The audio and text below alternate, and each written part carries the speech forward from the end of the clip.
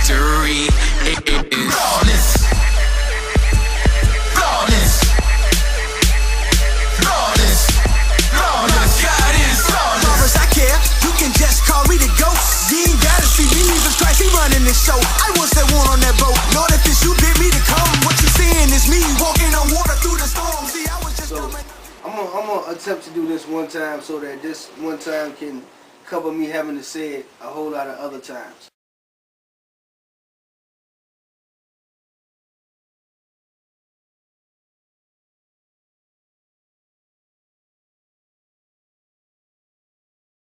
So this is how I got started. Me getting started basically goes hand in hand with me meeting my Creator, my Lord and Savior, Jesus Christ. Now, what you're looking at right now, you're looking at a man that until the age of 20, I can count on my hands, on one hand, how many times I've been to church. I mean, my family just wasn't a family who were consistent churchgoers. I mean, they would support each other on going, and we believe in Christ as our Savior, but we just want nobody. I mean, it was up to you what you wanted to do on Sunday morning. So I didn't really go to church, but it wasn't until I was about at the age of 20 in Germany when I was just over there in the military living my life, and the lifestyle was kind of hectic. It was rough, but I remember they had the Autobahn over there, and I had my BMW, and we used to get drunk, go to the club, meet women, and all this other stuff, and we'd be on the Autobahn coming home, and I would do everything that's on the speedometer.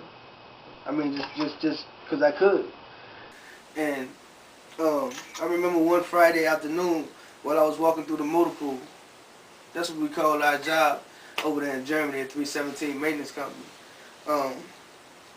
That's what we call where we worked at, because I was a vehicle mechanic. So I was walking through my job, motor pool, and I remember speaking to God, and I was like, Father, I don't want to be on my deathbed before I decided to give my life to you. And so I was about 20 years old at the time, and I said within 15 minutes, a white dude came up to me, my homeboy actually. We used to call him Slim Shady because he was white, like Eminem, and he could rap. Because we used to all get together and just put on the beat and just freestyle, me, him, and my homeboy Bunch from Georgia. But anyway, I was 20 years old when I met Christ, and when I met Christ, I was prophesied to, told to me by the pastor that, like, God said He's going to use me in a different part of the kingdom, out of the ordinary, out of the usual, like, deacon, preacher, minister, stuff like that. He was going to use me in a select part of the kingdom. And at that time, I didn't understand it, but as life went on, I left Germany, came back to the States, fell out the church, fell back into the streets, ripping and running the streets. To make a long story short, you know, and with me ripping and running the streets like that,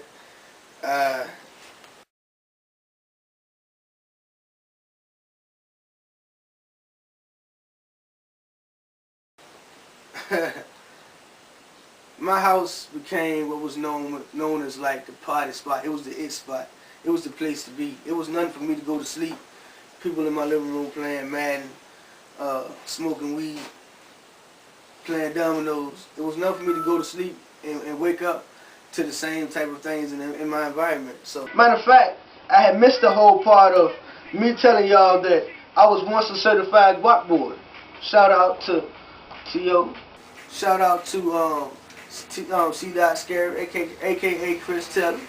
You know, shout out to Freaky, aka Stefan.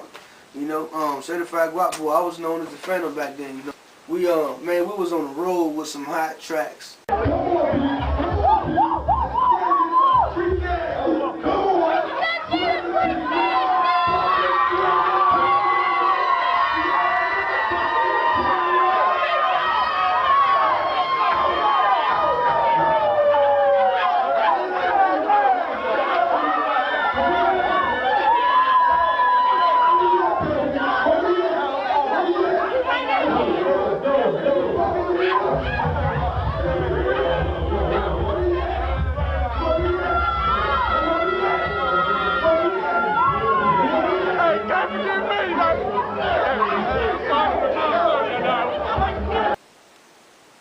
that was the way it was when life was so-called sweet. I had all my friends, you know what I mean, just couldn't, they wouldn't leave my side. But, and it seemed like right when we were about to drop some fire, God shut down everything, like boom.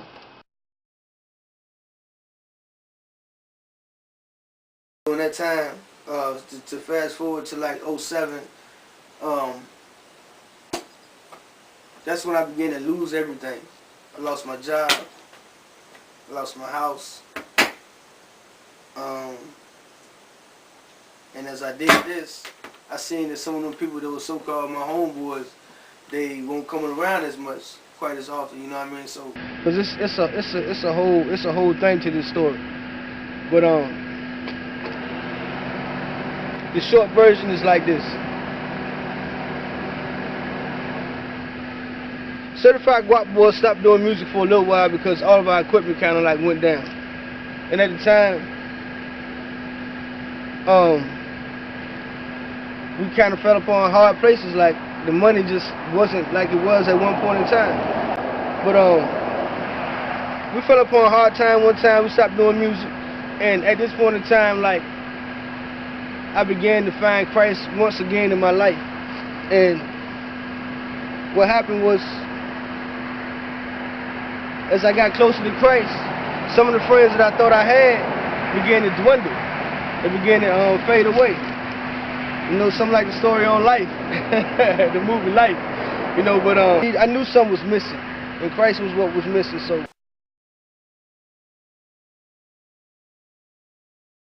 I began to seek Christ once again, and in doing this, I remember. I'm gonna tell the story like it is. I remember one Saturday before the Sunday that I went back to Christ.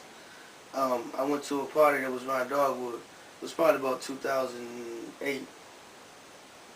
We used to have parties around Dogwood at any given time, but throughout the summer. But I remember walking back through a church parking lot on my way home, and as I did, I broke down and I started crying to Christ. I was like, Father, listen, you told me that I was a man. This is what he told me when I was back in Germany, when he also told me that he was going to use me in a different part of the kingdom. He said, God told me, that the pastor told me, he said, listen, God told me to tell you that you are a man and that he's going to use you in a different part of the kingdom. So I'm looking like, I am a man. I'm like, yo, I know I'm a man. I ain't never swayed the other way, and I know I'm taking care of my business, so what does that I am a man thing got to do with anything? Okay, but I kept it in my memory bank, you know, and here it is, fast forward to 2008, and I'm walking across the parking lot, and here I am, I ain't got two nickels to rub together, and I broke down and started talking to God just like I'm talking to you right now. I said, listen, and some of my words weren't pleasant, to be honest, because I was hurt. And I had looked up to him and I said, listen, you told me that I'm a man. How am I a man when I can't even take care of my daughter? I'm a man though. How am I a man when I done lost my car done broke down on me. I done lost my trailer at the time. I was living in the Pines. Everything around me had fell apart, but I'm a man. You know, so and so I was heated. I was heated. Went home, probably shed a few tears before I went to sleep. You know, woke up the next morning. It was Sunday morning, and once again I got on my knees. I said, listen, Father, check it. This is how it's going. I want to go to church because I know I need you in my life, but I don't know if I got the strength to just walk through those church doors on my own. So, if you can please send me through those church doors, send me somebody to take me, I will go. Within 15 minutes, Desmond Gardner came walking about. He came walking through. It was enough for him to pop up at the truck. It was like his other home, right through the woods, by the ballpark. Which y'all also seen in the video, Love You. This is part of the stuff that I was speaking on then. But he came and said, bro, come on, man, put some clothes on, go with me to church. So we went to church. I go to Pastor Green Church. Awesome man of God. Much love, much respect to you, Pastor Terrence Green, Wavy, Virginia. Doing great things at Empowerment Temple. Much love to y'all. I go to church and after his sermon was over with, he it was like at the end of the service, so he hadn't finished yet, but he came and spoke to me. He came, stopped, and the man of the service walked over to me and said, "Yo, God told me to tell you that you are a man. And he also told me to tell you that he's going to use you in a different part of the kingdom." The same thing that my previous pastor had told me 7 years prior in Germany. They had never spoken to each other. So I knew it was the Spirit speaking. And I thank God for that. I thank God for speaking through him.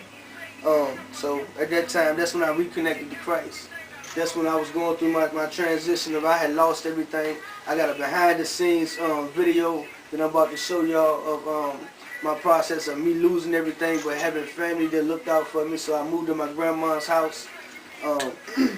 And I really had nothing but an air mattress to sleep on, but I had my TV and I had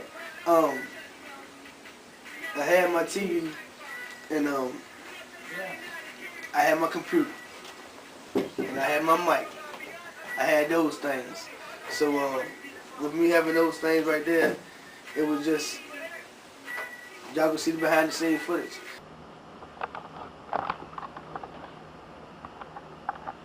Told y'all, look what I'm working with. I ain't working with much.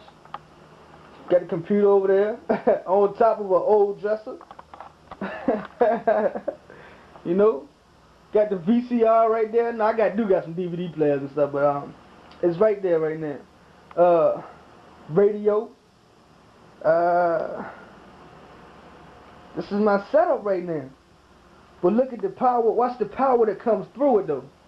Oh my God, my God. Watch what I tell you. My father's awesome.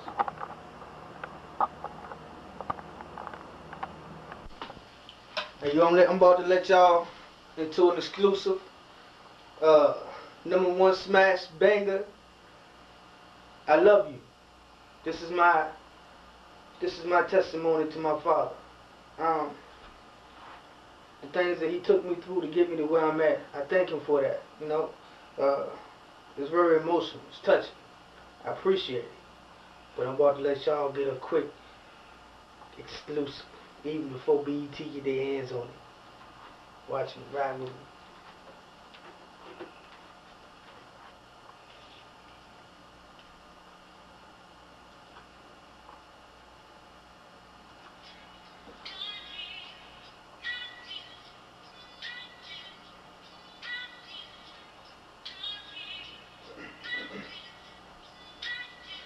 I remember when my days was long and nights a little darker. Walking down the street by myself, no one to talk to. Clothes was bummy, fam trying to look out. No money to feed my tummy, so I had to let the crook out. Stealing food to eat, cry myself to sleep. Even started cursing God for creating me. I smoked more weed, drunk more liquor. Tried to ease the pain, but my life got sick. Hey, I told y'all to walk with me, right? Okay, we're just about at the finishing stages, the finishing touches of the track. I'm gonna give y'all an exclusive, you know what I mean? So, I guess you can see this in the album. Well, I know this track will be on the album, but I'm just saying, I guess you might see this tape. This tape might be a video documentary along with the CD itself. You might see it on YouTube, you might see it on myspace.com, but you're going to see it. Give y'all a sneak peek into the world of your boy, Ollie Riddick. Alright? Junior. Rock with me. Glory to your name, King Jesus. I thank you for my process. I let faces have his perfect work. And I will never forget it. I remember when my days was long and nights a little darker. Walking down the street by myself, no one to talk to, man. Clothes was bummy, fam trying to look out. No money to feed my tummy, so I had to bring the crook out. Stealing food to eat, cry myself to sleep. Even started cursing God for creating me. I smoked more weed, drunk more liquor. Tried to ease the pain, but my life got sicker. No car to drive and no friends to depend on. Couldn't work for 3 months. My home is now gone. In the midst of all this, my baby mama's calling. Please, I really want to send your daughter something. And I ain't had nothing. Them tears started pouring. But I heard a voice say, Troy comes in the morning. I'm tired of being tired. Please take me off this road. And I don't want to drive. Wherever you lead, I'll go. Cause hallelujah, Jesus. Father, I thank you for my process.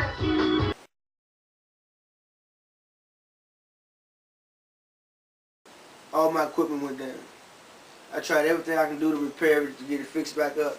And this was during the same time frame that I was losing my house and I had lost my job. So all this stuff was happening at the same time. So it was like a 3-month time period of me working on my equipment and just couldn't get my equipment to do anything. And I ended up at the store that I was. I mean, walking by myself, you know what I mean? Walking down the road by myself, you know what I mean? Some of the friends that I thought I had riding by, huh? It is what it is, though. Thank God for a forgiving heart.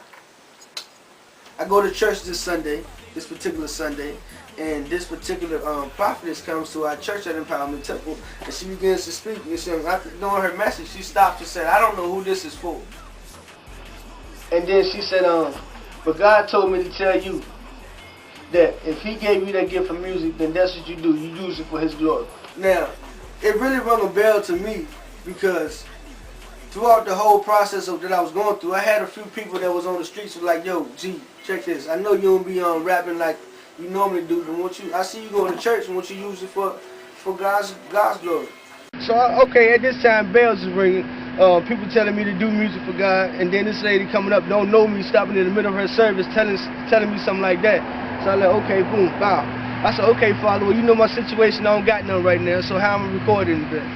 At this time, throughout her message, she was like, and whatever God calls for, God can provide for. So I'm like, okay, God said whatever He called for, He can provide for. He know I just lost my job. He know I'm losing everything.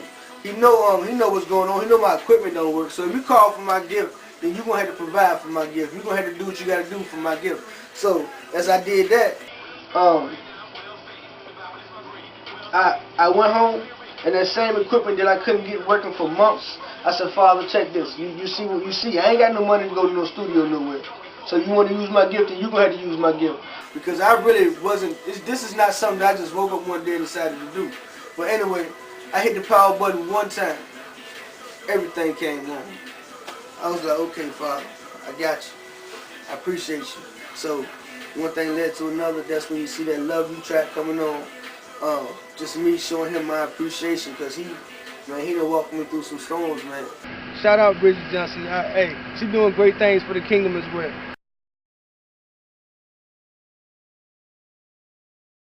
And how I met Sirelle. Shout out Sirelle. Hey, yo, that boy's a bump. That boy's a monster. That man's a monster, I'm trying to tell y'all. You know? I was going to the church Empowerment Temple, and at this time he was a member, but I hadn't seen him yet. But I remember I was up in church one Sunday morning worshiping the way that I do, because I'm a worshiper at heart. All I can rap, and I might can hold a little note a little bit, but I'm a worshiper. That's where my music comes from, worship of the King of Kings and the Lord of Lords, He who created it all.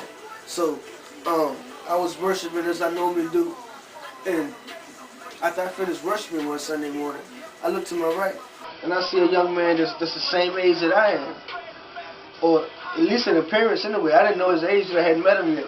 So at this time I spoke to him, what's up, man? Yeah, that was it for that Sunday. I come back the following Sunday, and the same scenario happened. I don't even remember him coming in, but I know that as I was in worship, when I put my hands down, we was basically in the same seated area, and he was right next to me in the same posture that I was. And it really struck a chord with me. I'm like, yo, it felt good to have somebody my age worshiping God with.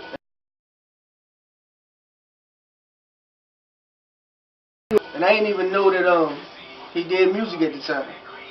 All I know is that we met in church. Later on down the line, I had dropped an album called Shadow Traditions. Y'all need to check for that. He gonna use me in a way to reach the younger generation, because they listening to this type of stuff now. They hungering for it. My father said, The harvest truly is plentiful, but the laborers are few. I thank God for making me a laborer, and I pray that with the music that He's putting in me, that it reaches out to you, make you a laborer as well. I'm showing y'all this, like I said, for a reason. From the back room, this is the back room. From the back room to the view over the city. From then on, me and him hooked up. It's been history, man. It was once known as forgiving. Now we secret weapon all day. And we standing high. We standing tall for cross carriers everywhere. Cross carriers is everybody that's standing for the kingdom, you know. So every one of y'all that's out there denying, following the trend that's out here. Everyone that's out there that ain't ashamed to be who you are, who God created you to be. Hey yo, much love from your boy Skool. Shout out my boy Sirelle, man. Shout out to everybody. Shout out to Mr. Trinity Ave, you know what I mean. Shout out to 3 Point Entertainment, you know what I'm saying. Shout out to Battling for Truth, Gary, you know. Shout out to A-Whip Productions, baby, you know what I'm saying. So shout out to everybody that's doing what they do. But that's this is not something that I chose to do one day. This just is a piece of me, in a sense. And I got a lot more pieces of this story to tell y'all, but this is just that piece to the puzzle. So, hey, I thank y'all for rocking with your boy Skool.